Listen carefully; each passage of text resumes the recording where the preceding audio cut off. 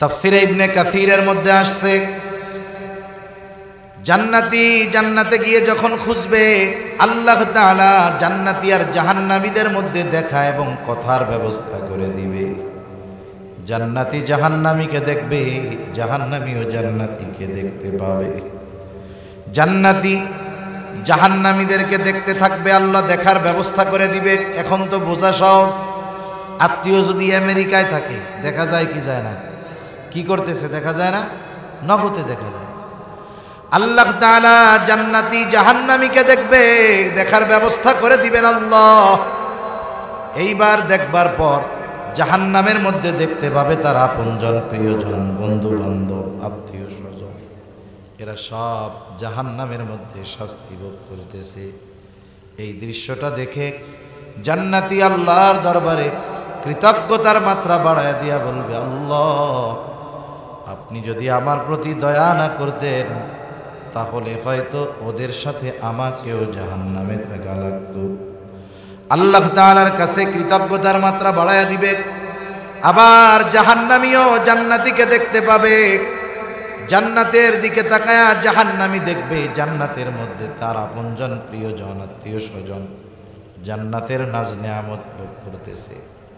এই দৃশ্যটা দেখবার পর, জান্নাতীকে দেখার পর জাহান্নামীর অন্তরের মধ্যে আফসোস আসবে। আফসোস, কি আফসোস?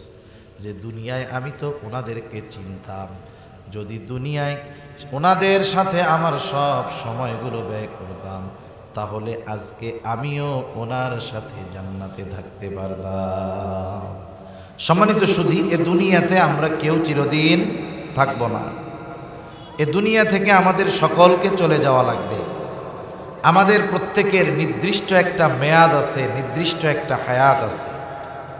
আমি আপনি যখন মায়ের গর্ভের মধ্যে ছিলাম, মায়ের পেটে ছিলাম, ওই সময় আল্লাহ তাআলা এ দুনিয়াতে আমি আপনি কতদিন থাকব, কতটুকু খাবার গ্রহণ করব, কতটুকু বাতাস পানি গ্রহণ করব, আল্লাহ তাআলা সব কিছু নির্দিষ্ট করে দিয়েছেন। এবং এই দুনিয়াতে আমি আপনি কতদিন থাকবো আল্লাহ তাআলা তাও নির্দিষ্ট করে দিয়েছেন। আল্লাহ তাআলা বলেন, যখন সময় শেষ হয়ে যাবে, মেয়াদ শেষ হয়ে যাবে, তখন এক মুহূর্ত এই দুনিয়াতে আমরা কেউ থাকতে পারবো না। মেয়াদ যতক্ষণ শেষ না হবে ততক্ষণ একটা মানুষ যত অসুস্থ হোক, ওই মানুষটা ততক্ষণ পর্যন্ত মরবে না।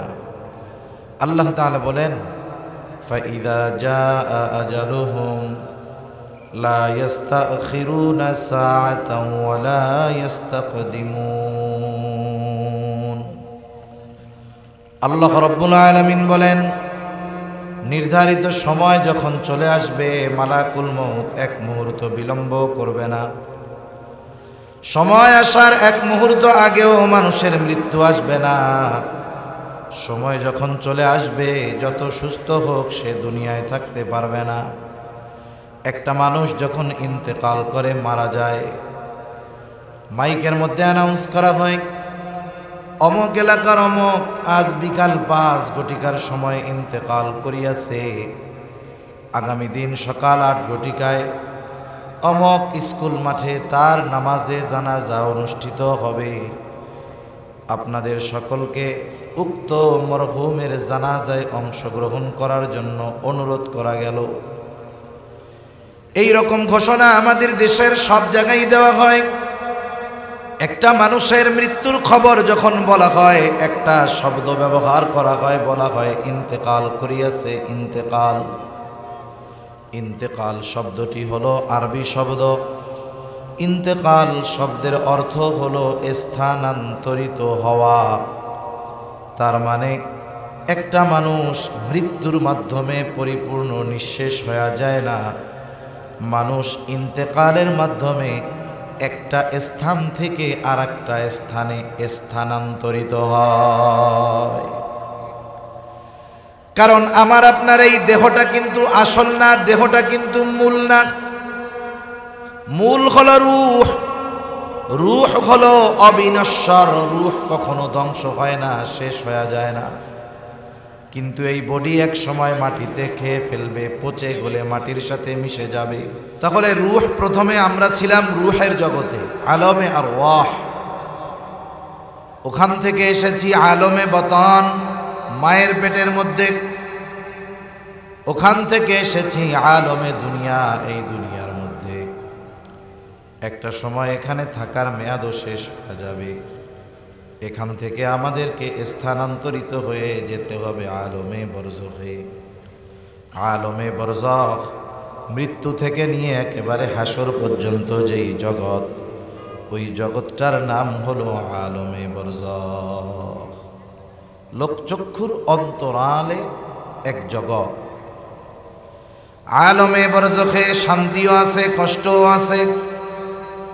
আলমে বরজখে শান্তিতে তারা থাকবে যারা দুনিয়ার জগতে আল্লাহ তাআলার আদেশ নিষেধ মান্য করে চলেছে। আলমে বরজখ তাদের জন্য কষ্টের জায়গা হয়ে যাবে যারা দুনিয়াতে আল্লাহ তাআলার আদেশ নিষেধ মানে নাই, বরং মন যেমনটা চেয়েছে তেমনটা করেছে চলেছে। আলমে বরজখ তাদের জন্য কষ্টের জায়গা হয়ে যাবে। একটা মানুষ মারা যাবার পর তাকে কবর দেওয়া হোক আর তাকে বাঘে খেয়ে ফেলুক, সে আলমে বরজখের বাসিন্দা হয়ে যায়। আলমে বরজখে যে শান্তিতে থাকে সে মনে করে ওটাই মনে হয় জান্নাত, কিন্তু ফেরেশতারা তাকে জানায় দেয় না না, এটা জান্নাত নয়, বরং আল্লাহ তাআলা জান্নাতে এর তুলনায় অগণিত বেশি গুণ নিয়ামত তোমার জন্য রেখে দিয়েছে।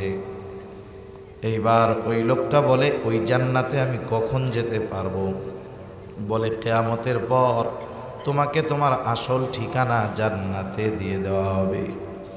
এইবার লোকটা আল্লাহর কাছে ফরিয়াদ করবে আর বলবে, আল্লাহ আপনি যথা দ্রুত সম্ভব কিয়ামত কায়েম করেন, আমি আমার অনন্তকালের বাসস্থান জান্নাতে যেতে চাই। তার মানে দুনিয়ায় যারা ভালো কাজ করবে আলমে বরজখে তারা আরামে থাকবে। আল্লাহ তাআলার কাছে তাড়াতাড়ি কিয়ামত সংগঠিত হওয়ার জন্য দোয়া করবে, কারণ কিয়ামত যত দ্রুত সংগঠিত হবে তত দ্রুত সে তার আসল ঠিকানায় চলে যাবে। আবার যারা দুনিয়ায় নেক কাজ করে নাই, পাপের মধ্যে লিপ্ত ছিল, গুনার কাজে জড়ায়া ছিল, বলে তাদের আলমে বরজখ হবে কষ্টের। কতটা কষ্ট হবে? হাদিসের মধ্যে আসছে, যাদের কষ্ট হবে ওরা মনে করবে এটাই মনে হয় জাহান্নাম, কারণ এর চাইতে কঠিন আর কষ্টের কোনো শাস্তি হতে পারে না। এইবার ফেরেশতারা তাদেরকে বলবে, না না, এটা জাহান্নাম নয়, বরং তোমাদেরকে যেই শাস্তি দেওয়া হচ্ছে এটা জাহান্নামের তুলনায় একেবারে নগণ্য। কিয়ামতের পরে তোমাদেরকে তোমাদের আসল বাসস্থানে দিয়ে দেওয়া হবে। ওই জায়গায় অকল্পনীয় শাস্তি আল্লাহ তাআলা তোমাদের জন্য প্রস্তুত রাখছে। যখন তারা কঠিন থেকে কঠিনতর আযাবের খবর পাবে, ওই লোকগুলো তখন আল্লাহ তাআলার কাছে বলবে, আল্লাহ কখনোই যেন কিয়ামত কায়েম না হয়। তাহলে আলমে বরজখে যেই শাস্তি মনে করছে জাহান্নাম, কিন্তু আরো কঠিন শাস্তির কথা যখন শুনছে, দেখেও নাই, শাস্তি ভোগ করাও লাগে নাই, শুধুমাত্র শাস্তির খবর শুনে নগদে যেই শাস্তি হচ্ছে এটা তাদের কাছে ওইটার চাইতে ভালো মনে হয়েছে। এই জন্য বলতেছে, আল্লাহ কিয়ামত যেন কায়েম না হয়। যতই ওরা দোয়া করুক, একটা সময় তো কিয়ামত কায়েম হবে নাকি? আল্লাহ রাব্বুল আলামিন জানায় দেন কোরআনুল কারীমের মধ্যে, সিংহায় ফুৎকার দেওয়া হবে দুইবার। প্রথমবার সিংহায় ফুৎকারের মাধ্যমে আল্লাহ তাআলা এই দুনিয়ার সব কিছু শেষ করে দিবে, মানব সভ্যতার ইতি ঘটবে। আল্লাহ তাআলা কোরআনুল কারীমের মধ্যে বলেন, ওয়ানুফিখা ফিস-সূরি ফাসা'iকা মান ফিস-সামাওয়াতি ওয়া মান ফিল-আরদ ইল্লা মান শাআল্লাহ সুম্মা নুফিখা ফীহি উখরা ফাইযা হুম কিয়ামুন ইয়ানদুরুন।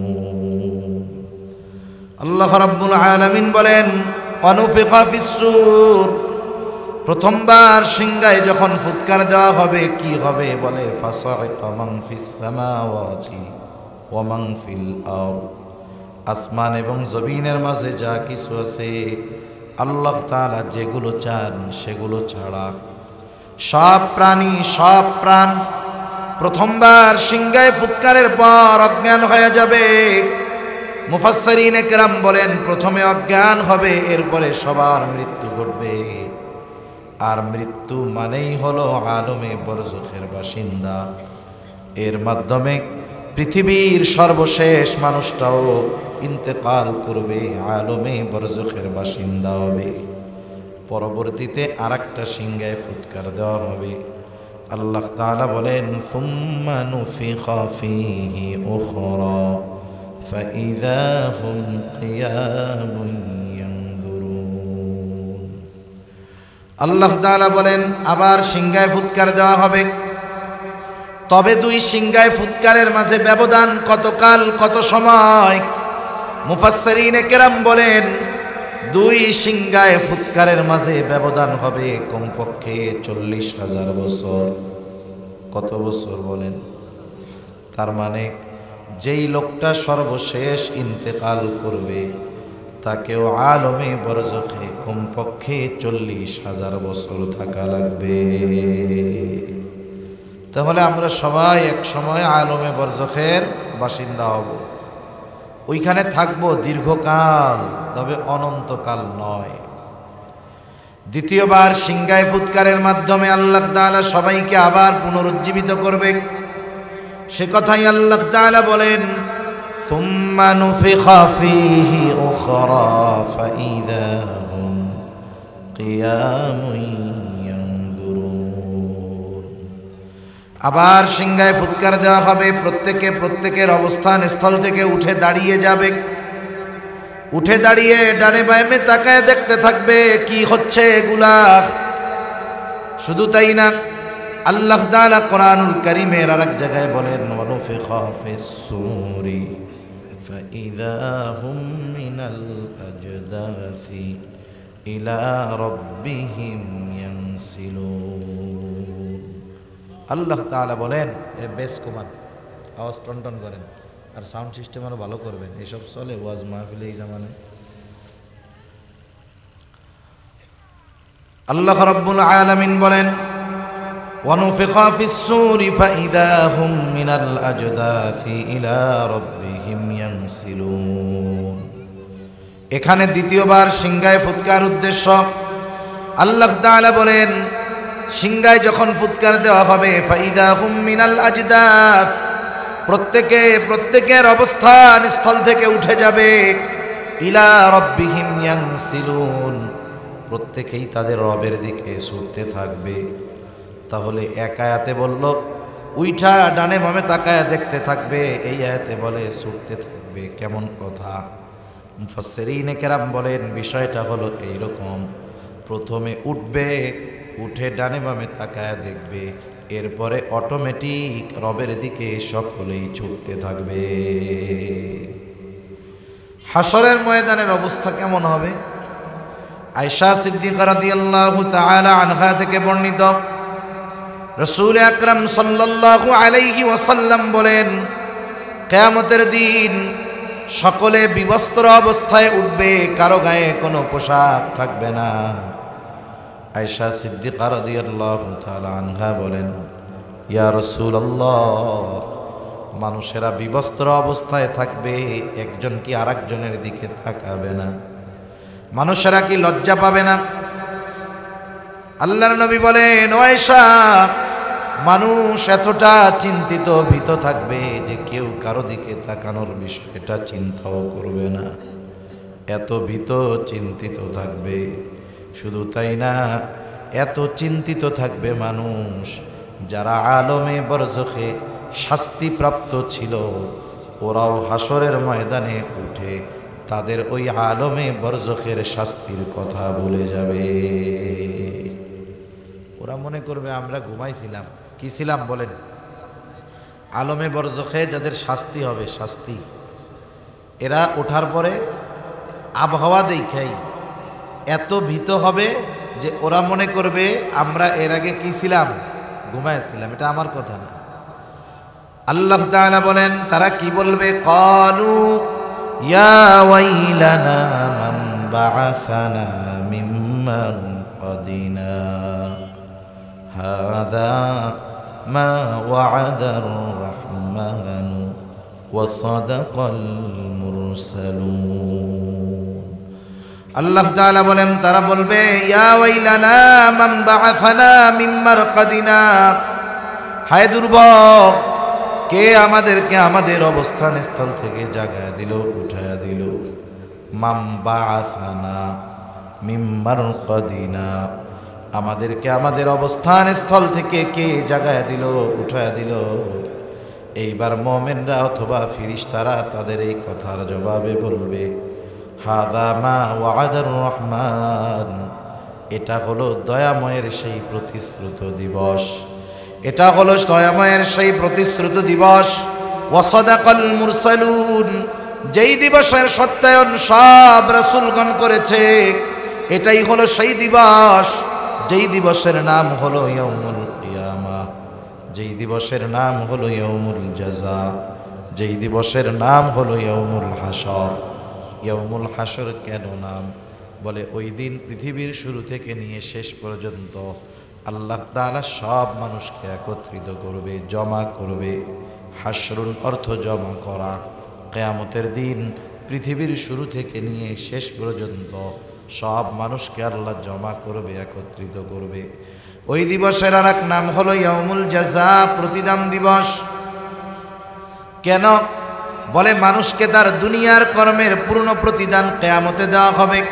আল্লাহ তাআলা কোরআনুল কারীমের মধ্যে বলেন ওয়া ইন্নামা তুওয়াফাউনা উজুরাকুম ইয়াউমাল কিয়ামাহ ফামান যুহজিহা আনিন নার ওয়া উদখিলাল জান্নাতা ফাকাদ ফাজ। আল্লাহ তাআলা বলেন কিয়ামতের দিন মানুষকে তার কর্মের পূর্ণ প্রতিদান দেওয়া হবে। কোন কর্মের? বলে দুনিয়ায় মানুষ যেই কর্ম করেছে, কিয়ামতের দিন প্রত্যেককে তার কর্মের পূর্ণ প্রতিদান দেওয়া হবে। কেউ যদি দুনিয়ায় ভালো কাজ করে, ভালো কাজ, ওই ভালো কাজের পূর্ণ পুরস্কার আল্লাহ দুনিয়ায় দেয় না। আবার যদি কেউ মন্দ কাজ করে, গুনার কাজ করে, ওই গুনার কাজের পূর্ণ প্রতিদানও আল্লাহ তাআলা দুনিয়ায় দেয় না। দুনিয়ায় দেয় অল্প। দুনিয়ায় কতটুকু দেয়? অল্প। আখেরাতে দিবে পূর্ণ। দুনিয়ায় দেয় অল্প, আখেরাতে দিবে পূর্ণ। এজন্য দুনিয়াতে অনেক সময় অনেক ভালো মানুষ আছে, গুনার কাজ করে না, পাপ করে না। অনেক মা বোন আছে পর্দার উপরে চলে, দ্বীনের উপরে চলে, বেগানা কোনো পুরুষের সামনে যায় না, কত হিসাব নিকাশ করে গুনার থেকে বেঁচে থেকে চলার চেষ্টা করে। এখন এই ভালো মানুষগুলো দেখা যায় দুনিয়ায় ভালো কামও করে, দুনিয়ায় এরা কষ্টও বেশি করে। ঠিক কিনা বলেন? আবার আমরা দেখি দুনিয়ায় যারা পাপের সাথে জড়িত, সুদ খায়, ঘুষ খায়, অন্যের টামাইরা খায়, বড় আরামে থাকে। মানুষ আফসোস করে আর বলে দেখছো আমি ভালো কাজ করি, আল্লাহ মনে হয় আমারে দেখে না, আর মন্দ কাজ করে ওরে আল্লাহ সব দিয়া দিল। মনে রাখতে হবে আল্লাহ তাআলা ভালো কাজের মূল প্রতিদান দুনিয়ায় দিবেন না, আখেরাতে আল্লাহ তাআলা দিবেন। যদি কাউকে দুনিয়ায় ভালো কাজের পরে কম কোনো কিছু আল্লাহ দুনিয়ায় দেয়, হতাশ হওয়ার কোনো কিছু নাই। বরং আখেরাতে যখন এই দুনিয়ার ভালো কাজের প্রতিদানগুলো সে দেখবে, আল্লাহ তাআলার কাছে বলবে আল্লাহ দুনিয়ায় আমাকে যেই প্রতিদানগুলো দিয়েছিলেন ওইগুলো দুনিয়ায় না দিয়ে সবগুলো আখেরাতে দিলেই ভালো হতো। দুনিয়ায় না পাইয়ে আফসোস করে, আর আখেরাতে ভালো মানুষগুলো বলবে আল্লাহ দুনিয়ায় দিছিলেন কেন, না দিয়া সব আখেরাতে দিত। আবার যারা জালেম, জুলুম করে, অত্যাচার করে, পাপের মধ্যে জড়ায়, আমরা অনেক সময় বলি আল্লাহ মনে হয় ওরে চোখে দেখে না রে, এরকম বলে না আফসোস করে? আল্লাহ তো দেখে, যে এত পাপ করে আল্লাহ ওরে শাস্তি টাস্তি দেয় না কেন? কেন দেয় না জানেননি? কারণ ও যত পাপ করতে পারবে আল্লাহ তাআলা ওকে তত বেশি শাস্তি দিতে পারবে। ঠিক কিনা? এজন্য দুনিয়াতে ওদেরকে পাপ করার একটু সুযোগ দেয়, আখেরাতে ছাড় নাই। পাপ যত বাড়বে শাস্তিও তত বাড়বে। কিয়ামতের দিন সবাইকে সবার কর্মের পূর্ণ প্রতিদান দেওয়া হবে। শুধু তাই না, হাসরের ময়দানে দুনিয়ায় আমরা কি কর্ম করেছি প্রতিদান দেওয়ার আগে আমাদের সবার কর্মর খবর আমাদেরকে জানায় দেওয়া হবে। আল্লাহ তাআলা কিয়ামতের দিন আমাদের দুনিয়ার কর্মের ফাইল, আমলের আমলনামা আমাদের কাছে পৌঁছায়া দিবেন। হাসরের ময়দানে কয়েকটা সময় মানুষ সবচাইতে চিন্তিত থাকবে, সবচাইতে ভীত থাকবে। এর মধ্যে একটা সময় হলো যখন আমলনামা দেওয়ার ঘোষণা দেওয়া হবে। গোটা হাসরের মধ্যে পিন পতন নীরব হয়ে যাবে, কোনো আওয়াজ হবে না, কেউ টু শব্দও করবে না। আল্লাহ তাআলা আমাদের প্রত্যেকের আমলনামা ছেড়ে দিবে। যার আমলনামা যথাযথভাবে তার কাছে গিয়ে উপস্থিত হবে। এমনটা হবে না আমার আমলনামা আর একজনের কাছে, আর একজনেরটা আর একজনের কাছে, এমনটা হবে না। যার আমলনামা যথাযথভাবে তার কাছে পৌঁছায়া দেওয়ার ব্যবস্থা যিনি করবেন তিনি কে? আমলনামা ছেড়ে দেওয়া হবে। কেউ ডান হাতে আমলনামা পাবে, কেউ বাম হাতে পাবে। ডান হাতে যে আমলনামা পাবে সে তো সফল কাম। ডান হাতে আমলনামা যারা পাবে তারা কেমন আনন্দিত হবে আল্লাহ তাআলা ওই অবস্থার কথা কোরআনুল কারীমের মধ্যে বলেন। আল্লাহ তাআলা বলেন, ফাআম্মা মান উতিয়া কিতাবাহু বিয়ামিনি ফায়াকুলু হাউম ইকরাউ কিতাবিয়া ইন্নী যানানতু আন্নী মুলাকিন হিসাবিয়া। আল্লাহ তাআলা বলেন, যারা ডান হাতে আমলনামা পাবে এরা আনন্দে বলবে মানুষদেরকে, ফায়াকুলু হাউম ইকরাউ কিতাবিয়া, এই তো আমার কিতাব, এই তো আমার আমলনামা, তোমরা পড়ো আমার কিতাব, পড়ো আমার আমলনামা। আমরা এক সময় যখন প্রাইমারিতে পড়ছি, এখনকার সময় খাতা দেওয়া হয় না, শুধু কইয়া দেয় যে কোন সাবজেক্টে কত পাইল, তাই না? আমাদের সময় পুরো উত্তরপত্র দিয়ে দিত, খাতা দিয়া বলতো যে দেখো কি লেখছ। আবার বলতো যে আগামীকাল তোমার আব্বার তোমার আম্মার সিগনেচার নিয়ে আসবে, অভিভাবকের স্বাক্ষর, আইনা আবার জমা দেওয়া লাগতো যে খাতা আব্বা আম্মারে দেখাইছি কিনা এর প্রমাণস্বরূপ। এখন বলেন তো, যে খাতা পাওয়ার পরে দেখে সে অঙ্কে 100-তে 100 পাইছে, খুশি না বেজার?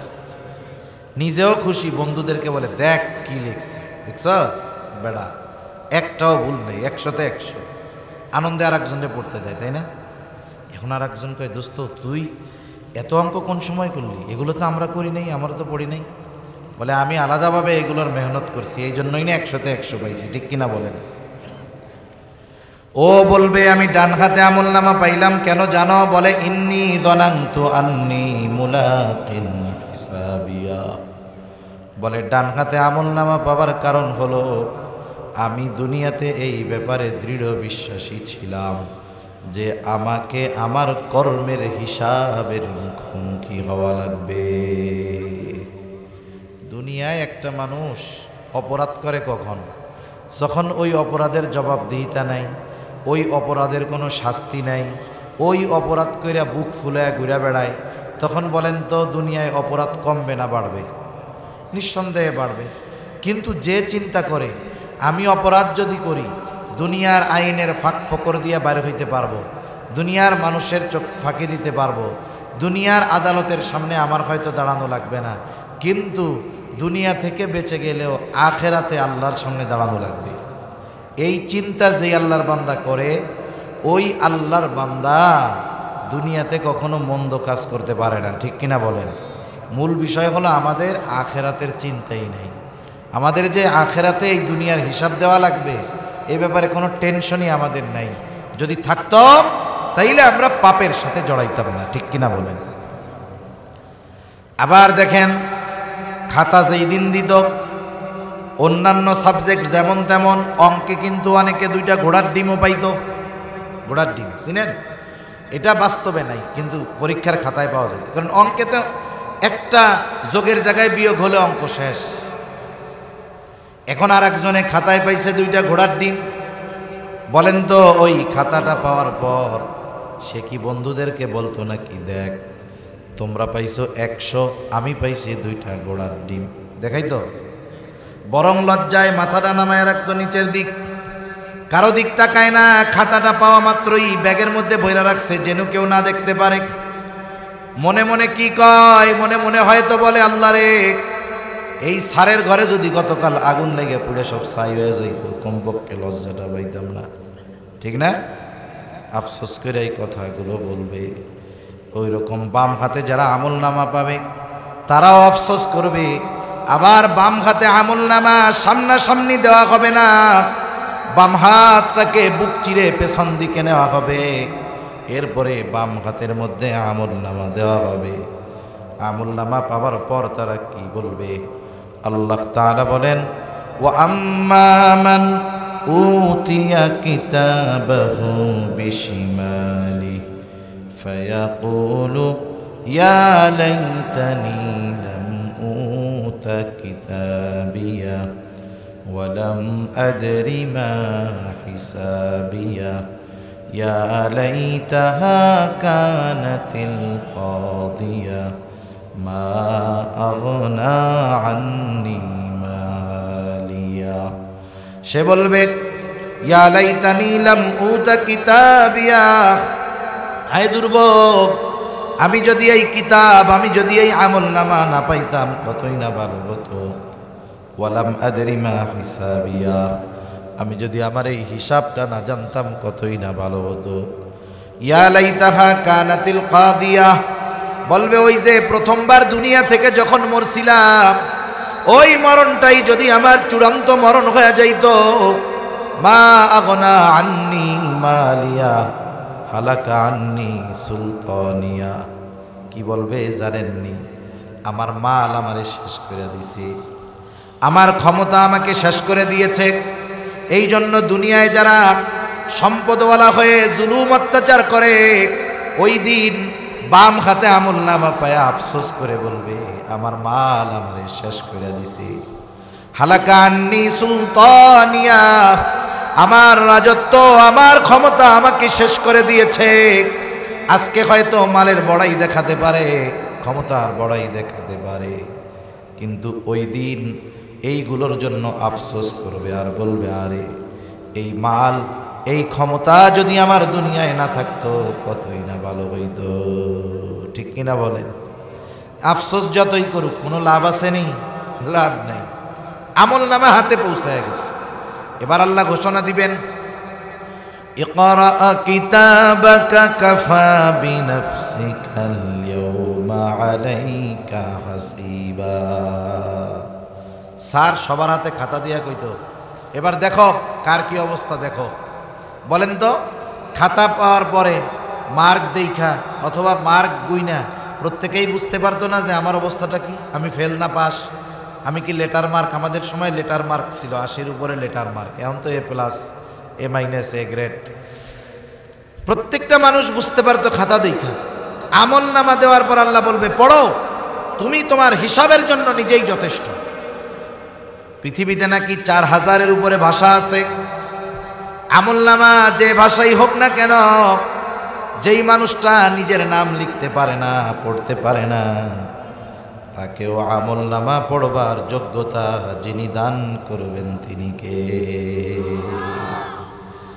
দুনিয়ার প্রযুক্তির কারণে কথা বোঝা সহজ, অনেক কিছু সহজ। এখনকার প্রযুক্তি কি? এখনকার প্রযুক্তি হলো 4000-এর মতো ভাষা আছে দুনিয়া, এর মধ্যে একটা ভাষা চায়না ভাষা। চাইনিজ, জাপানিজ, কোরিয়া এগুলো কাছাকাছি ভাষা। কিন্তু বলেন তো, যে চায়না ভাষা শিখে নাই, চায়না যায় নাই, ওদের দেশের ভাষা ও কি বুঝবে? আরে বাক্য তো বহুদূর, একটা অক্ষরই আমরা চিনি না। ঠিক কিনা কর? এখন ওই ভাষায় কথা বললে মনে হবে যে আমার গালাগালি করতেছে নাকি আল্লাহই ভালো জানে, তাই না? এখন আপনি একজন চীনের মানুষের সাথে কথা বলবেন, প্রযুক্তি কত আপডেট, প্রযুক্তি কত আধুনিক। এই যে মোবাইলটা দেখতেছেন, এ মোবাইলের সিস্টেম কি? এ মোবাইলের সিস্টেম হলো আমাকে যদি কোনো চায়না ফোন দেয়, আমি তো ওই ভাষা জানি না, আমি আমার সফটওয়্যার ওপেন করে দিব। ওপেন করে দেওয়ার সাথে সাথে ও যা বলতেছে আমার স্ক্রিনে বাংলায় ওইগুলো উঠে যাবে আমার ভাষায়। ও মনে করেন আমারে বলতেছে স্যাঁসু স্যাঁসু, মানে যা কইতেছে কয় আর কি। আমারে বলতেছে যে তুমি কেমন আছো, কারণ আমি তো আর বুঝি নাই। আমার এইখানে বাংলায় লেখা উঠবে, কি উঠবে, যে তুমি কেমন আছো। এবার আমি আমার ভাষায় বলবো যে আমি ভালো আছি, আর ওর দেশে ওর মোবাইলে গিয়ে ওর ভাষায় উঠবে যে আমি ভালো আছি। সুবহানাল্লাহ। তাহলে বলেন, এই দুনিয়ায় একটা মানুষ আর একটা মানুষের ভাষা না জানলেও তার সাথে কথা বলা কি কঠিন? তার কথা বোঝা কঠিন? কোনো কঠিন না। প্রযুক্তি আসতেছে আরো আধুনিক। মনে করেন আমি বাংলাদেশের মানুষ, পৃথিবীর অন্যান্য দেশে গিয়ে কথা বলতেছি, তাদের ভাষা আমি বুঝি না, আমার ভাষাও তারা বুঝে না। কনফারেন্স হচ্ছে, প্রত্যেকের কাছে এক একটা হেডফোন আছে, 250-300 দেশের মানুষ আছে। কথার কথা, এই 300 দেশের মানুষের কাছে বা 300 ভাষার মানুষের কাছে 300টা ইয়ারফোন আছে, লাইন দেওয়া আছে মেশিনে। আমি বলতেছি বাংলা ভাষায়, আমি কি ভাষায় বলতেছি, আর ওই 300 জনের কাছে পৌঁছাবে 300 জনের ভাষায়। সুবহানাল্লাহ বলে। মানুষকে ক্ষমতা দিয়েছেন কে? যে আল্লাহ মানুষের এই ক্ষমতা দিছে, ওই আল্লাহ আমলনামা পড়ার যোগ্যতা দিতে পারবে তো? এবার আমলনামাগুলো পড়বে, যারা বাম হাতে পাইছে তারাও পড়বে। পড়া কি বলবে? মালি হাযাল কিতাব লা ইউগাদিরু সগীরাতাও ওয়ালা কাবীরাতান ইল্লা আহসাহা। তারা বলবে কেমন এক আজীব কিতাব, মালি হাযাল কিতাব লা ইউগাদিরু সগীরাতাও ওয়ালা কাবীরাতান ইল্লা আহসাহা। একটা ছোট জিনিসও বাদ যায় নাই, বড় জিনিসও বাদ যায় নাই। ক্ষুদ্র থেকে ক্ষুদ্রতীত, বৃহৎ থেকে বৃহত্তর, সব ভালো কাজ মন্দ কাজগুলো সব আমলনামায় চলে আসছে। বলেন তো, ওই ছেলেটা খাতা পাওয়ার পরে গণনা কইরা যখন দেখে 2টা ঘোড়ার ডিম পাইছে, ও যে ফেল, ওর বুঝতে বাকি আছে নাকি? ওইবার আমলনামা পড়ে ওই মানুষ বুঝতে পারবে তার ঠিকানা জাহান্নাম। আল্লাহ তাআলা সেই কথাই বলেন, নাফসিম বিমা কাসাবাত রহিনা ইল্লা আসহাবাল ইয়ামিন। আল্লাহ তাআলা বলেন প্রত্যেকটা মানুষ তার কর্মের কারণে আবদ্ধ থাকবে। মুফাসসিরিনে কেরাম বলেন কথাটা হলো, যারা বাম হাতে আমলনামা পাবে তারা তাদের পাপ কর্মের কারণে জাহান্নামে আটক থাকবে, আবদ্ধ থাকবে।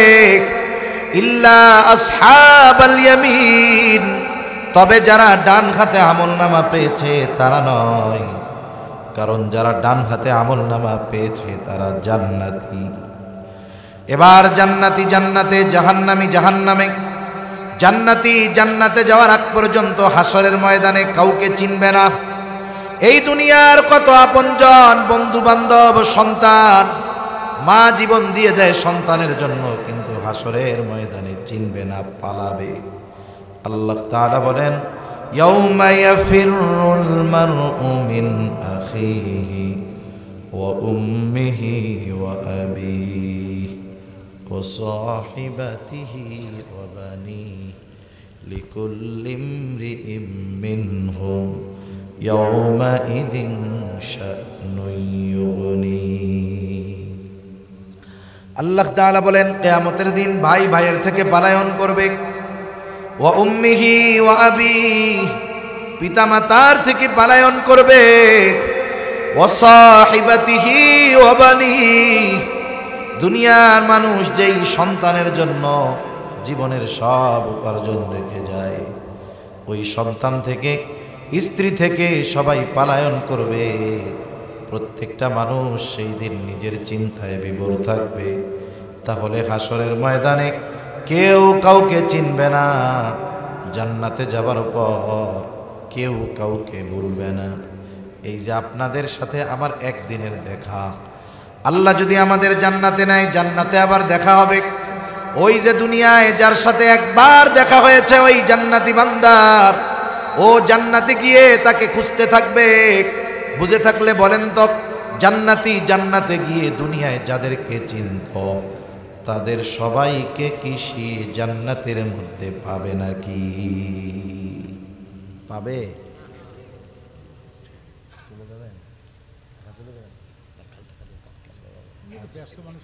আচ্ছা ঠিক আছে, ঠিক আছে। তাহলে জান্নাতি জান্নাতে গিয়ে দুনিয়ার সবাইকে খুঁজবে, তাদের পরিচিত যারা ছিল, কিন্তু সবাইরে জান্নাতে পাবে না। তাফসিরে ইবনে কাসিরের মধ্যে আসছে, জান্নাতি জান্নাতে গিয়ে যখন খুঁজবে, আল্লাহ তাআলা জান্নাতি আর জাহান্নামীদের মধ্যে দেখা এবং কথার ব্যবস্থা করে দিবে। জান্নাতি জাহান্নামীকে দেখবে, জাহান্নামীও জান্নাতিকে দেখতে পাবে। জান্নাতি জাহান্নামীদেরকে দেখতে থাকবে, আল্লাহ দেখার ব্যবস্থা করে দিবে। এখন তো বোঝা সহজ, আত্মীয় যদি আমেরিকায় থাকে দেখা যায় কি যায় না? কি করতেছে দেখা যায় না? নগদে দেখা যায়। আল্লাহ তাআলা জান্নাতি জাহান্নামীকে দেখবে, দেখার ব্যবস্থা করে দিবেন আল্লাহ। এইবার দেখবার পর জাহান্নামের মধ্যে দেখতে পাবে তার আপনজন, প্রিয়জন, বন্ধু বান্ধব, আত্মীয় স্বজন, এরা সব জাহান্নামের মধ্যে শাস্তি ভোগ করতেছে। এই দৃশ্যটা দেখে জান্নাতি আল্লাহর দরবারে কৃতজ্ঞতার মাত্রা বাড়ায় দিয়া বলবে, আল্লাহ আপনি যদি আমার প্রতি দয়া না করতেন তাহলে হয়তো ওদের সাথে আমাকেও জাহান্নামে থাকা লাগতো। আল্লাহ তাআলার কাছে কৃতজ্ঞতার মাত্রা বাড়ায়া দিবে। আবার জাহান্নামীও জান্নাতীকে দেখতে পাবে, জান্নাতের দিকে তাকায়া জাহান্নামী দেখবে জান্নাতের মধ্যে তার আপনজন, প্রিয়জন, আত্মীয় স্বজন জান্নাতের নাজ নেয়ামত ভোগ করতেছে। এই দৃশ্যটা দেখবার পর, জান্নাতীকে দেখার পর জাহান্নামীর অন্তরের মধ্যে আফসোস আসবে। আফসোস, কি আফসোস? যে দুনিয়ায় আমি তো ওনাদেরকে চিনতাম, যদি দুনিয়ায় ওনাদের সাথে আমার সব সময়গুলো ব্যয় করতাম তাহলে আজকে আমিও ওনার সাথে জান্নাতে থাকতে পারতাম। এই যে আফসোস হবে, আফসোস, এই আফসোস তার কষ্ট বাড়ার কারণ হবে। আফসোসের কারণে মানুষের কষ্ট বাড়ে। অনেকে কয় না, আরে একটু লেগে পাইলাম না রে, এরকম বলে না? আর একটু হইয়াই গেছিলাম, আর একটু হইলে পাইয়াই গেছিলাম। এই যে আফসোস, এটা বুড়াকালেও অনেক সময় মনে পড়ে, আর একটু লেগে রে তাহলে কামটা হয়ে গেছে। এই যে দেখেন, জাহান্নামীরা আফসোস করবে কেন? কারণ ওরা তো ভালো কাজ করে নাই। দেখা যাবে ওর বন্ধু নামাজ পড়তো, ও পড়ে না, আছে না এরকম? একসাথে খেলার মাঠে গেলে এক বন্ধু নামাজের টাইমে নামাজে যায়, আর এক বন্ধু যায় না, কয় আমার প্যান্টে প্রস্রাব লাগছে, নাপাক আছে। এই যে আফসোসগুলো, যে কেন ওই দিন গেলাম না, যদি যাইতাম তাইলে আজকে আমি ওর সাথে জান্নাতে থাকতে পারতাম। এবার একদল একদলকে দেখা শেষ, এবার কথার ব্যবস্থা আল্লাহ করে দিবে। সুবহানাল্লাহ। আমি বেশি সময় কষ্ট দেব না, আর 20 মিনিট হায়েস্ট, সর্বোচ্চ কয় মিনিট? 20 মিনিট। দেখার ব্যবস্থাও আল্লাহ তাআলা করে দিবে, কথার ব্যবস্থাও করে দিবে। আল্লাহ তাআলা বলেন, ফি জান্নাতিন ইয়াতাসাআলুনা আনিল মুজরিমিন। জান্নাতীরা পরস্পর মুজরিম, পাপী তথা জাহান্নামীদেরকে জিজ্ঞাসা করবে, তাদের কাছে জানতে চাইবে, মা সালাকাকুম ফি সাকার, কোন কারণে তোমরা জাহান্নামী হইলা? জান্নাতীরা জাহান্নামীদের প্রশ্ন করবে, তোমরা জাহান্নামে যাওয়ার কারণ কি? এইবার জাহান্নামীরা তাদের জাহান্নামে যাওয়ার কারণগুলো বলবে। এক নম্বরে বলবে, ক্বালু লাম নাকু মিনাল মুসাল্লিন। এক নম্বর কারণ, আমরা মুসল্লি ছিলাম না। কি ছিলাম না? জোরে কন। মুসল্লি কারে কয়? সপ্তাহে একদিন জুমার নামাজ পড়লে মুসল্লি নাকি? কত মুসলমান তো আছে বাবারে বাবা, ও কোনো নামাজই পড়ে না, জুমাও পড়ে না, ঈদের নামাজও পড়ে না। একটা নামাজ পড়বে ওরে নিয়ে আর কি, জানাজার নামাজ। পারলে ও কইতে পারলে কইতো যে আমি জীবনে বাকিগুলো তো পড়ি নাই, আমার লাগে এটা লাগবো না, এমনি দিয়ে রাখ কবরের মধ্যে। তখন তো আর বলার ক্ষমতা থাকবে না, ঠিক না? তাহলে মুসল্লি কি? নারী হোক পুরুষ হোক, মুসল্লি হলো সে যে 5 ওয়াক্ত নামাজ যথাযথভাবে আদায় করে। সুবহানাল্লাহ। আরে যে মুসল্লি যেখানেই থাকুক না কেন তার অন্তরে নামাজের চিন্তা আছে না নাই? পুরুষ মানুষ সে যেখানেই যাক, কিয়ামতের দিন নবীজি বলেন সূর্যটা একেবারে কাছে থাকবে। হাসরের ময়দানে আল্লাহ তাআলার আরশ ছাড়া আর কোথাও কোনো ছায়া থাকবে না, শুধুমাত্র আরশের ছায়া থাকবে। নবীজি বলেন 7 শ্রেণীর মানুষ আরশের ছায়ায় স্থান পাবে। এই 7 শ্রেণীর মধ্যে এক শ্রেণীর মানুষ হলো রাজুলুন কলবুহু মুআল্লাকুম ফিল মাসাজিদ। ওই ব্যক্তি যার অন্তর সর্বদা মসজিদের সাথে লাগানো থাকে। আর আসল মুসল্লি যে, সে যত কাজ থাক, যত ব্যস্ততা থাক, নামাজের সময় যখন হয় সব ফেলে দিয়ে সে মসজিদে চলে যায়। এটা আসল মুসল্লি। আসল মুসল্লি হইলে দুনিয়ারও লাভ, আখেরাতেরও লাভ। আমরা তো দুনিয়ার ব্যস্ততায় নামাজ পড়তে পারি না। দোকানদার নামাজ পড়ে না, তাকে জিজ্ঞাসা করবেন নামাজ পড়স না কেন? কয়েক কাস্টমারের ভিড়ে নামাজ পড়ার টাইম পাই না। আছে না নাই?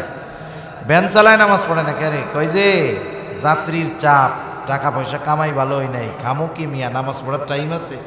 এই আগে বাঁচতে হইব না? কৃষক কৃষি কাজ করে, বলে নামাজ পড়ো না কেন? কয় জমি নিড়াইতে নিড়াইতেই তো হায়াত শেষ, নামাজ পড়বো কোন সময়?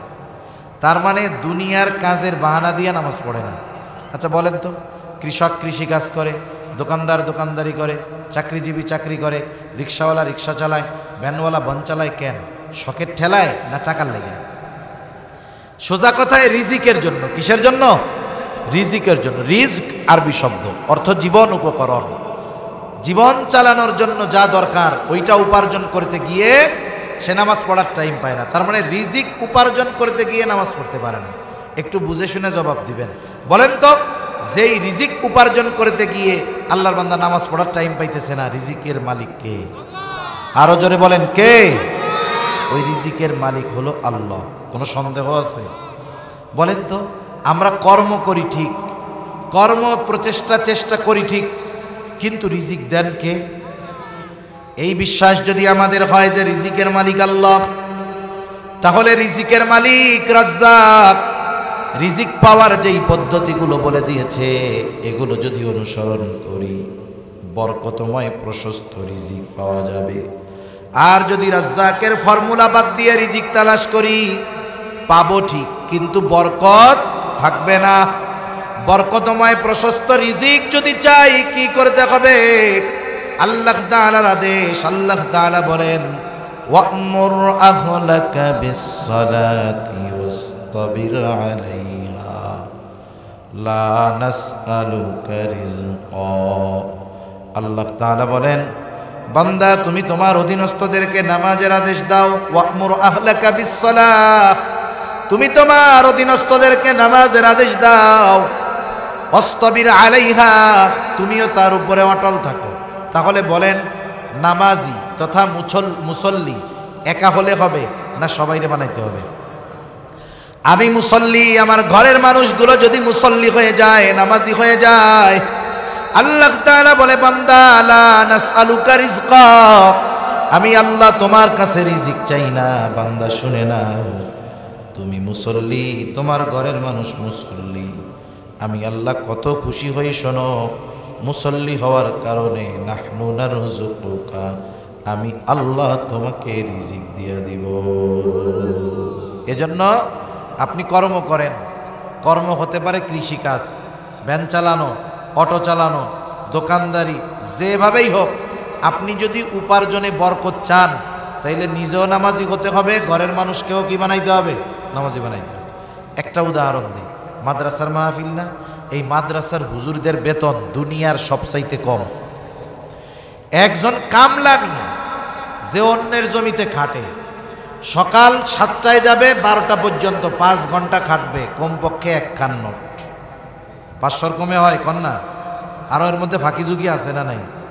আছে না? আপনি গিয়া জমি দেখে আসবেন যে এরকম করিস, আপনি চলে আইছেন তো শুনছে ফেসবুক দেখা শুরু করবে। ফাঁকি মারে না? মারে। অথচ একজন হুজুরের ডিউটি দৈনিক 5 ঘন্টা না 24 ঘন্টা। আবার কতজন আছে যায় একটু পরে পরে উকি মারে, এই আসেনি হুজুর।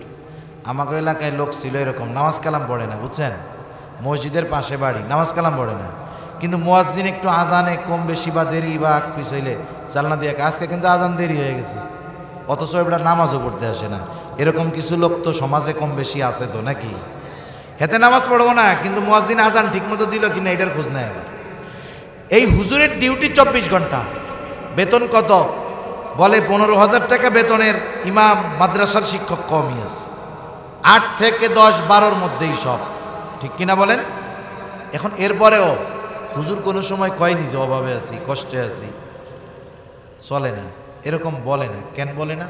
না বলার কারণ কি দেখেন, দুনিয়ায় কোনো হুজুর পাবেন না, মাদ্রাসার শিক্ষক পাবেন না, ইমাম পাবেন না, যেই ইমামের ঘরে যে বউ আছে তার বউ বেনামাজি, এমনটা পাবেন না। ইমামের ঘরের ওয়াইফ নামাজ পড়ে, তার মা বাবা নামাজি। ইমামের যদি 2 বছরের ছোট বাচ্চা থাকে, ওটাও মা বাবার সাথে নামাজ পড়ে। মা যখন সেজদা দেয়, ও আল্লাহর কুদরতি কদমে সেজদা দেয়। এই যে ইমাম নামাজি, ঘরের মানুষ নামাজি হওয়ার কারণে বেতন যদিও কম, অল্প বেতনের মধ্যে বরকত যিনি দেন তিনি কে? এখন কইতে পারেন হুজুর বরকত আবার কেমনে হয়? বলে বরকত 2 ভাবে হয়। কয়ভাবে? একটা হলো স্বয়ং বস্তুর মধ্যে বরকত। সবচাইতে বড় উদাহরণটা দেই, যেটা মানতেই বাধ্য আমরা। খন্দকের যুদ্ধের সময় নবীজি সাহাবা একরামকে নিয়ে পাথর খনন করতেছে। নবীজির পেটের মধ্যে 2টা পাথর বাঁধা, ক্ষুধায় খাবারের অভাবে পেটের মধ্যে 2টা পাথর।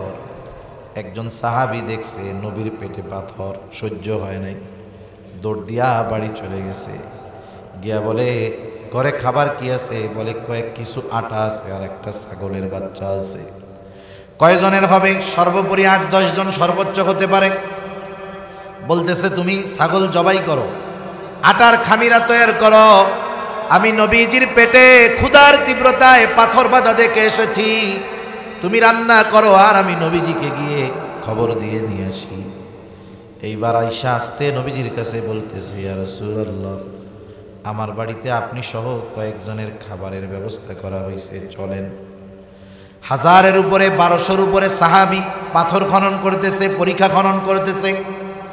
নবীজি বলতেছেন, এই সবাই চলো আমাদের দাওয়াতের বাড়িতে। অবস্থা তো খারাপ, খাবার আছে 8-10 জনের, যাচ্ছে প্রায় 1000-এর উপরে মানুষ, কি হবে? দৌড় দিয়া বাড়ি চলে গেছে। ঘরের লোককে বলতেছে, কাজ তো সারা, কি হইছে? বলে আমি নবীজিরে আসতে গিয়া বলছি এই কয়েকজন মিলা আপনি আর আপনার সাথী বর্গরা আসছেন, এই কয়েকজনের খাবার আছে। কিন্তু নবীজি সবাইকে বলছে আসার জন্য। মহিলার ইয়াকিন কেমন, ঈমান কেমন? বলে কে বলছে? বলে নবী বলছে। ঘরের মহিলা বলতেছে, তুমি চিন্তা করো না, নবী যেহেতু বলছে, এই চিন্তা তোমার আর আমার করার দরকার নেই। নবীজি আসলেন, আটার খামিরাগুলো বানানো হয়েছে, রুটি বানানোর জন্য গোল গোল করে বানাই, দেখছেন না? ওই যে বড় তন্দুর রুটি বানাইছে, গোল করে রাখছে। আবার উনুনে চুলার উপরে পাত্রের মধ্যে তরকারি ঢাইকা রাখছে। নবীজি বললেন, ওইটা ঢাইকা দাও, তরকারিও ঢাইকা দাও। নবীজি নিজ হাতে ওই মহিলার কাছে এক একটা করে আটার দলা দেয়, বলে রুটি বানাও। কয়েকজন করে ভেতরে ঢুকে রুটি বানায়, হাড়ির থেকে গোশত তুইলা দেয়, পাতিল আটকানো, পেট ভরে খায়া চলে যায়। এভাবে খাইতে খাইতে 1200-র উপরে সাহাবা একরাম পেট ভরে খাইছে। নবীজি বলেন, এবার তোমরাও খাও, আশেপাশের মানুষকেও দাও। খাওয়া শেষ। সাহাবী বলতেছে, আমি এবার উঠায়া দেখি শুরুতে যা ছিল তাই আছে। সুবহানাল্লাহ। এখানে বরকত হইছে স্বয়ং কিসের মধ্যে? একবারে বস্তুর মধ্যে। আরেকটা হয় হলো কি, যে আল্লাহ তাআলা অল্পতে প্রয়োজন মিটায় দেয়। যেমন দেখবেন অনেকে আছে এত খাইলেও হাঙ্কি ভরে না, হাঙ্কি ভরে খাইলেও পেট ভরে না, আছে না এরকম? এত খায় তারপরে কই হয় না। কতজন আছে বিয়ে বাড়িতে গিয়ে প্রতিযোগিতা দিয়ে খায়, 4 কেজি 5 কেজি 2-3 জনে মেরে দেয় গোশত, আছে না? নাই কন না? আছে। আমাদের সমাজেও আছে অনেক মানুষ এত খায় পেট ভরে না, 5 প্রকারের তরকারি দিয়ে খায়, অতৃপ্ত হয় না। কিন্তু আবার কিছু আল্লাহর বান্দা আছে 1 গ্লাস পানি খায়, কয়েকটা ভাত আলু ভর্তা দিয়ে নিছে, আলহামদুলিল্লাহ পেট ভরে গেছে। আবার খাইছে অল্প ঠিক, পরের দিন দুপুর পর্যন্ত খিদাও লাগে না। আচ্ছা বলেন তো, খিদা যদি আমার না লাগে, আমার খাওয়ার কোনো দরকার আছে? আল্লাহ তাআলা এইভাবেও বরকত দেয়। এজন্য এই বরকতগুলো যদি পেতে হয় তাহলে নামাজি হতে হবে। কি হইতে হবে? এখন আখেরাতের কথা এক পাশে রাখেন, নামাজি হইলে দুনিয়ার লাভ আছে তো। আমার মা বোনরাও অনেক শুনতেছে, এমনি তো রাগ হইয়াছে, হুজুরে না দেখে ওয়াজ শুনতেছি। তা আমার মা বোনরা রাগ হইেন না, ঘর ঠিক করতে পারবেন আপনারা। আপনাদের যাদের স্বামীরা নামাজ পড়ে না, আপনারা নামাজি হন, তাদেরকেও নামাজি বানান, দেখবেন আল্লাহ তাআলা বরকতের দোয়ার খুলে দিবে। ঠিক কিনা বলেন? তাহলে নামাজি হলে দুনিয়ার লাভ, আখেরাতের লাভ, জাহান্নাম থেকে বাঁচা যায়। 2 নাম্বার, তারা বলবে ওয়ালাম নাকুনু তুইমুল মিসকিন, আমরা মিসকিনদেরকে খানা দিতাম না।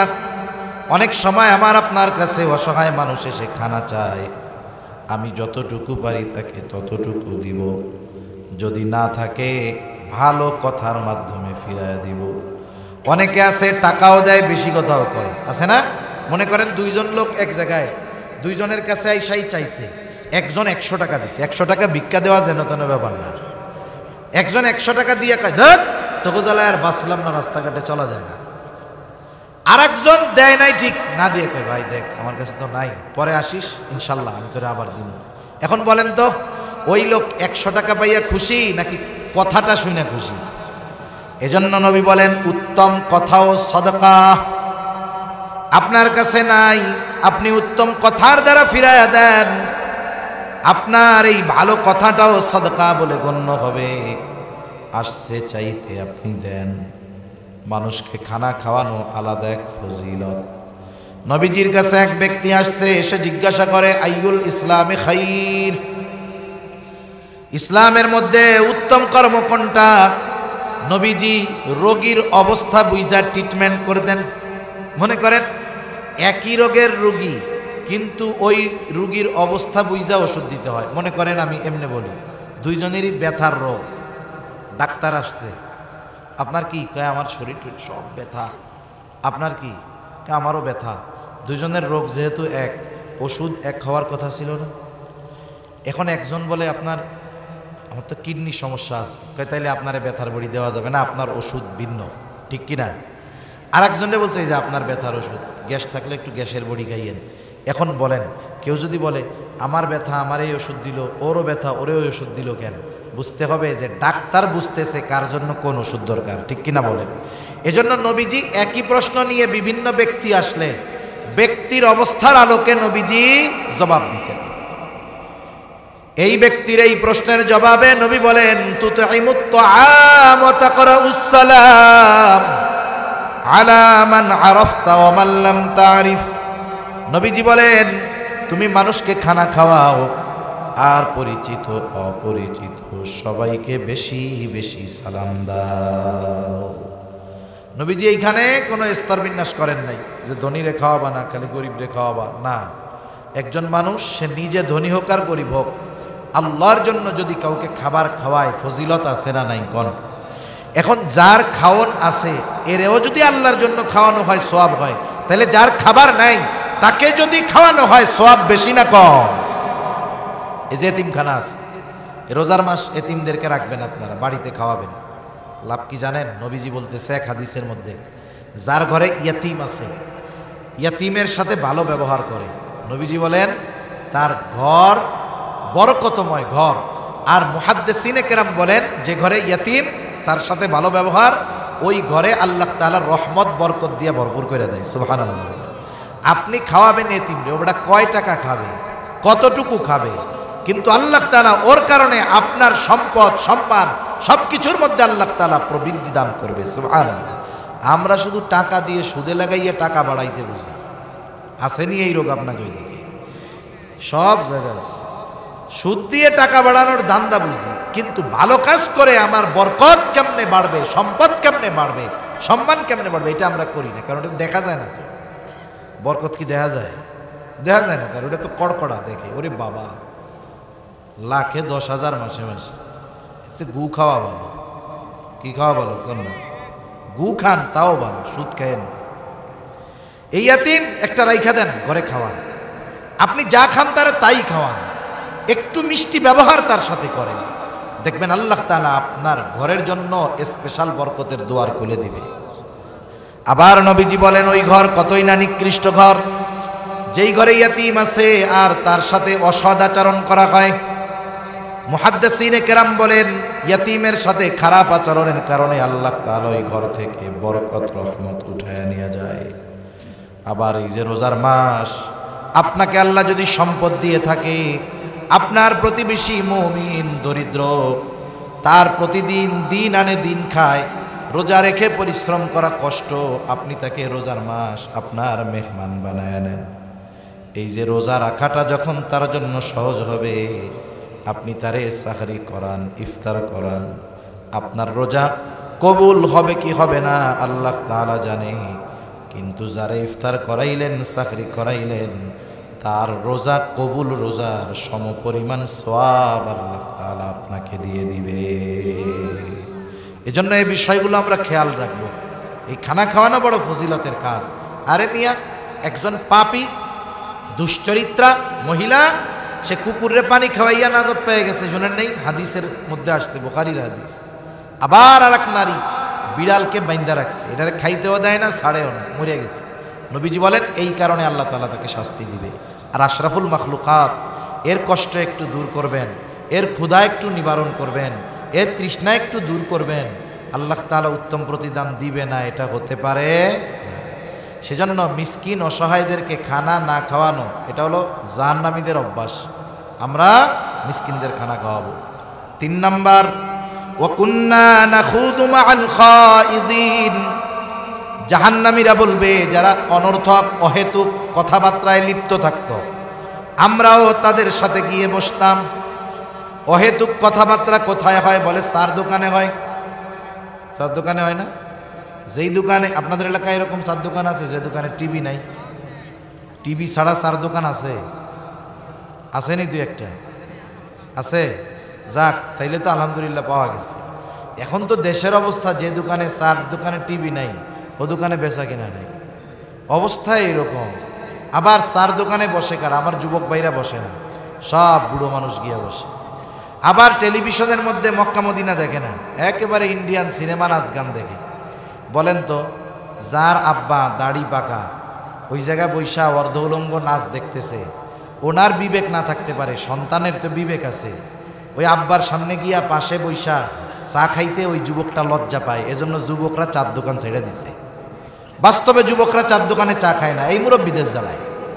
কারণ সব টেলিভিশনের দিকে করে তাকায় থাকে, মইরা যাবে কয়দিন পরে, দেখতে পারবে না তো, পরাণ ভরে দেখে নিতেছে। এই যে বাবারা আমার, এই যে আপনি হায়াত নষ্ট করতেছেন, সময় নষ্ট করতেছেন, একটু চিন্তা করতেছেন যে আপনার এত সময় আছে, আপনি মাদ্রাসায় বসে বসে কোরআন শুনেন না। আপনি যদি হেফজখানায় গিয়ে পাশে বসে কোরআন শরীফ শুনেন, হেফজখানার হুজুর, মাদ্রাসার মুহতামিম বলবে নাকি যে চাচা আপনি জানতো আপনার কোরআন শরীফ শোনা লাগবে না? এটা বলবে? বরং বলবে যে চাচা দুপুরে বাড়ি যাওয়ার দরকার নেই, আমার সাথে যা আছে ডাইল ভাত খান, কোরআন শরীফ শুনেন বসে বসে। ঠিক কিনা বলেন? তাহলে কি হইল? সময়টা কাজে লাগলো। আর নাইলে চার দোকানে গেলেন, চার দোকানে তো অজুর ফরজ, গোসলের ফরজ, নামাজের বাহিরে ভিতরে 13 ফরজ, এইগুলো আলোচনা করে, তাই না? আপনাদের এলাকায়ও করে না? তাইলে ওই জায়গায় কি হয়? গীবত হয়। কি হয়? গীবত হয়। এর বদনাম, ওর দুর্নাম, ও খারাপ, ও খারাপ, এই চা খায় আর সব এইগুলো বলতে থাকে। চিন্তা করে দেখেন তো, এই যে গীবতের গুনাহ করতেছেন, হায়াতটাকে নষ্ট করতেছেন, এই যে জবান দিয়ে গুনাহগুলো হচ্ছে, যদি কইরা থাকে তাইলে গীবত, না করে থাকলে তো অপবাদ। দুনিয়ায় 80টা বেতের বাড়ি দেওয়া হইতো এক একটা অপবাদের জন্য। এজন্য মুরব্বীদের অনুরোধ করব, হায়াত বড় অল্প। আপনার চোখ দুটো যখন বন্ধ হবে না, হায়াতের দাম বুঝবেন, কিন্তু করার কিছু থাকবে না।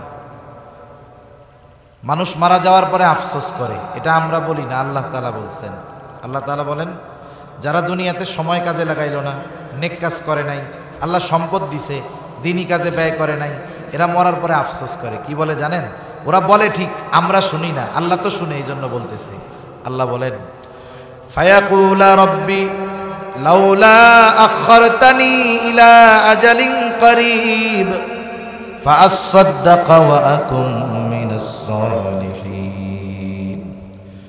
ওই মানুষগুলো বলে, ও রব, লাউলা আখরতানি ইলা আজালিন করিব, আমাদেরকে যদি সামান্য সময়ের জন্য অবকাশ দেওয়া হইতো, দুনিয়ায় যাওয়ার সুযোগ দেওয়া হইতো। ও মালিক, আগে তো বুঝি নাই, এইবার যদি একটু যাওয়ার সুযোগ দেওয়া হয়, আমারে আপনি সম্পদ দিয়েছিলেন, ফাআসসাদাকা, ওই সম্পদ থেকে আমি সাদাকা করব। শুধু তাই না, ওয়া আকুম মিনাস সালিহিন, এত এত ভালো কাজ করব যে আমি সৎ কর্মশীলদের অন্তর্ভুক্ত হয়ে যাব।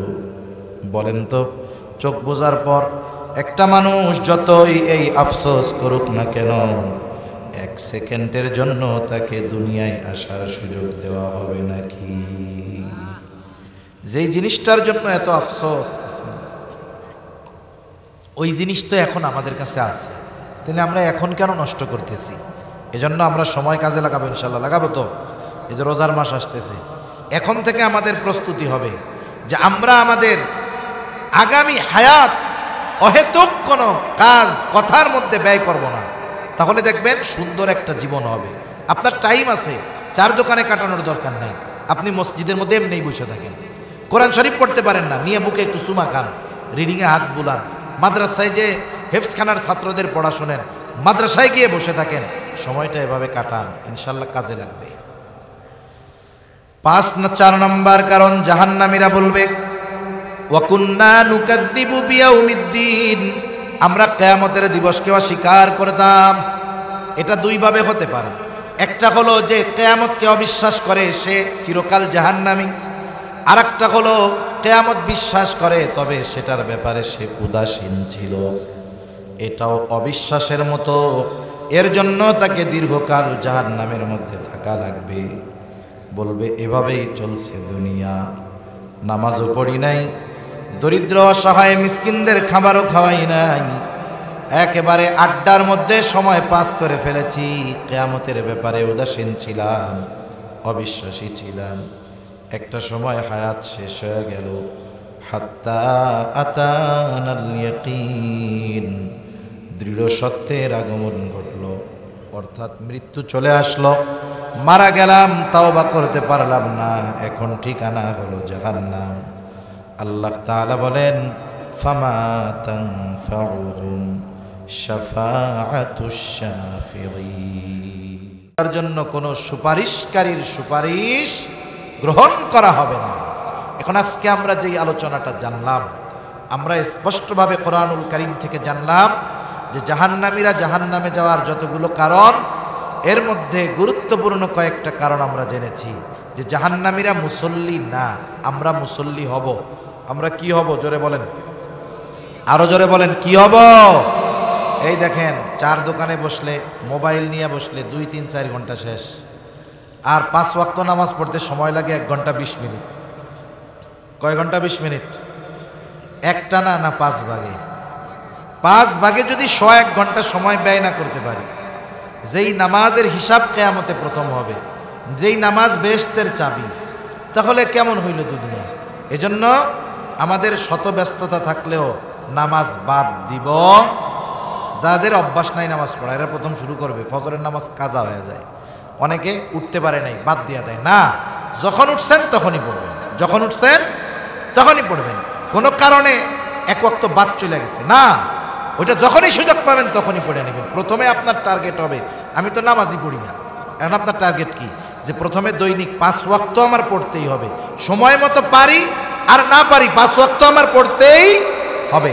এরপরে যখন সময় মতো কন্টিনিউ হয়ে যাবে এক সময়, এরপরে আপনি চিন্তা করবেন পিছনের জীবনে তো অনেক কাজা আছে, প্রতি ওয়াক্তের সাথে সাথে ফরজগুলো আদায় করে নেবেন, তাহলে পেছনের গুলোও আদায় হয়ে যাবে। সেজন্য আমরা নামাজি হব, শত ব্যস্ততা থাক, যা করি, খেলাধুলা করি, রাজনীতি করি, দোকানদারি করি, ব্যবসা করি, নামাজটা বাদ দিব না। 2 নম্বর, মিসকিন অসহায়, কেউ আমার কাছে আসছে, পকেটে আছে, কাছে আছে, টাকা না পারি, 5 টাকা দিয়ে একটা রুটি কিনে দেবো, আমার কাছে নাই, পাশের বন্ধুরে বলবো তুমি একটা রুটি কিনে দাও। অনেকে আছে টাকা দিলে উল্টাপাল্টা করবে, খাবার জিনিস কিনে দিবেন, এই অভ্যাসটা করব। যদি ফিরিয়ে দেই, ভালো কথার দ্বারা ফিরিয়ে দিব, মুখ কালা কইরা ধমক দিয়ে কোনো সায়েলকে আমরা ফিরাবো। আল্লাহ তাআলা নিষেধ করছে, আল্লাহ নবীকেও আল্লাহ তাআলা বলছেন ওয়া আম্মাস সাইলা ফালা তানহার, যারা সায়েল প্রার্থী চায়, আপনি তাদেরকে ধমক দিবেন না। তাহলে মিসকিন অসহায়দের খানা দিব, যা পারি তাই দিব। 3 নম্বর, অহেতুক মজলিস থেকে বেঁচে থাকবো। এই যে রোজার মাস আসতেছে, আমার মা বোনরাও তো শুনতেছে, রোজার মাসে সকালের রান্না নাই, দুপুরের রান্না নাই, আর যদি গৃহস্থ ঘরের লোক না হয় অথবা ফসল যদি না থাকে তাহলে তো কাম কাজই নাই, টাইম কাটবে কেমনে? আমাদের এলাকায় বলে 3 বেটি যে জায়গায় কলকাতা সে জায়গায়। বুঝেননি এটা? আমাদের এলাকায় আমারও তো মা বোন আছে, আমরাও গ্রামের মানুষ। ওই রোজার দিন কাম কাজ নাই, 3 জন আসবে এক জায়গায়, কোরআন শরীফ পড়ার লাগে না, অন্য কোরআন তিলাওয়াত করার লাগে। মানে অমুকের মেয়েটা না ভালো না রে, আরে অমুকেরটা তো ভালোই আছে, আর অমুকেরটা তো আরো। এই যে শুরু হয়ে গেছে বিবিসির খবর, আছে না নাই কন্যা? এত কষ্ট করে রোজা রেখে যদি গীবত করে, ওই রোজার যেই ফজিলত আল্লাহ তাআলা দিবেন ওটার থেকে সে বঞ্চিত হবে। ফরজ আদায় হবে কিন্তু বঞ্চিত হবে। কেমন? মনে করেন 2টা ছেলে একসাথে পরীক্ষা দিছে, 2জনেই, একজন চাচা জিজ্ঞাসা করতেছে তোমাদের ফলাফল কি? 2জনই বলে আমরা পাস। আমরা কি হয়েছি বলেন? এখন একজনকে জিজ্ঞাসা করে তুমি তো পাস করছো, কত পাইছো? 33। কত পাইছো? বলেন তো 33 পাইয়া যদি কেউ পাস করে সে কি গলা ফুলাইয়া কয় নাকি 33 পাইছি? যদি বুক ফুলিয়া কয় চাচা 33 পাইছি, চাচা বলবে যা পাইছো ও অত জোরে কয় না, ঠিক কিনা বলেন? 33 পাইয়া পাস করছে, বলে 33 পাইছে। চাচা কয় তুমি আর 2 কম পাইলা না কেন? তোমার ফেল করাই ভালো ছিল, ওই রকম পাস করার চাইতে ফেল করা ভালো, তাই বলবে। আর একজন তুমি কত পাইছো? বলে 100-তে 100 পাইছো। হ্যাঁ ঠিক আছে। তাহলে দেখেন 2জনই বলতেছে আমরা পাস, কিন্তু 2 পাশের মধ্যে তফাৎ আছে না নাই? যে রোজা রাইখা গোনা করে তার অবস্থা হলো 33 পাস পাওয়ার মতো, আর রোজা রেখে যে গোনা থেকে বাঁচে সে হলো ওই যে গোল্ডেন A+ পাওয়ার মতো। রোজার যত ফজিলত সে সবগুলো পাবে, আর রোজা রেখে গোনা করলে সারাদিন না খেয়ে থাকছে, এই জন্য ফরজ আদায় হবে কিন্তু রোজার সব প্রতিদান থেকে সে বঞ্চিত হবে। 4 নম্বর, কিয়ামতের প্রতি দৃঢ় বিশ্বাস। দেখেন দুনিয়ায় আমি যদি একাকী পাপ করি রাতে, আমারে কেউ দেখবে না, আল্লাহ দেখবে কি দেখবে না? এই চিন্তা যতক্ষণ আমার আপনার মধ্যে না আসবে, ঘরে ঘরেও যদি পুলিশ হয়, মোড়ে মোড়েও যদি টহল থাকে, দেখবেন পাপ যায় না। কিন্তু যদি আমরা সবাই এই চিন্তা করি যে এ দুনিয়া থেকে তো চোখ বন্ধ করে যেতেই হবে, আমার হিসাব আল্লাহর সামনে দিতেই হবে, তাহলে দেখবেন কোনো আইন লাগবে না, প্রশাসন লাগবে না, এমনিই মানুষের চরিত্র সচ্চরিত্র হয়ে যাবে, ঠিক কিনা? আল্লাহ সুবহানাহু ওয়া তাআলা আমাদেরকে জাহান্নামীদের এই কাজগুলো থেকে বেঁচে এই কাজগুলোর বিপরীত তথা জান্নাতীদের কাজগুলো করার তৌফিক আল্লাহ দান করেন। সকলে বলি আমিন।